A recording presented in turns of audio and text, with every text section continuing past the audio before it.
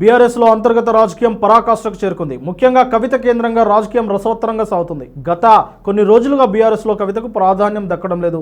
ఆమె కూడా సొంతంగా తన ప్రత్యేకత చాటుకునే దిశగా ముందుకు సాగుతుంది. బీఆర్ఎస్ అధినేత కేసీఆర్, వర్కింగ్ ప్రెసిడెంట్ కేటీఆర్ సైతం కవిత పట్ల అసంతృప్తితోనే ఉన్నారు. ఈ తరుణంలో కవిత పార్టీకి దూరమయ్యే అవకాశాలు ఉన్నట్లు వార్తలు వచ్చాయి. ఈ తరుణంలో తాజాగా జరిగిన పరిణామాలు బీఆర్ఎస్కి కవిత దూరమయ్యేలా చేస్తున్నాయి. బీఆర్ఎస్ కవిత మధ్య దూరం మరింత పెరుగుతుంది. అయితే ఇప్పటివరకు నేరుగా ఈ అంశంపై బీఆర్ఎస్ కీలకమైన నేతలు ఎవరూ స్పందించలేకపోయినా ఈ మధ్య కాలంలో పరోక్షంగా విమర్శలు చేస్తూ వస్తున్నారు. కవిత ఇష్యూ పార్టీలో ప్రస్తావన లేదని, ఆమె గురించి పట్టించుకోవాల్సిన అవసరం లేదన్నట్టు నేరుగానే మాట్లాడుతున్నారు.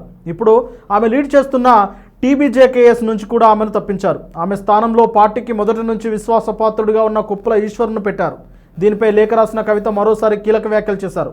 టీబీజేకేఎస్ గౌరవ అధ్యక్ష ఎన్నికల పార్టీ కార్యాలయంలో జరగడం లేదని కవిత ప్రశ్నించారు. దీన్ని రాజకీయం చేయదలుచుకోలేదంటూనే ఆ అంశాన్ని ప్రస్తావించి చర్చనీయాంశం చేశారు. దీనిని బట్టి కవిత వైఖరేంటో స్పష్టమవుతుంది. కవిత రాసిన లేఖ కూడా కాస్త సంచలనమవుతుంది. టీబీజేకేఎస్ గౌరవ అధ్యక్షులుగా ఎన్నికైన కొప్పుల ఈశ్వర్కి శుభాకాంక్షలు చెబుతూనే కార్మిక చట్టాలకు విరుద్ధంగా పార్టీ ఆఫీసులో ఈ ఎన్నిక నిర్వహించడంపై కూడా అసంతృప్తిగా ఉన్నారు.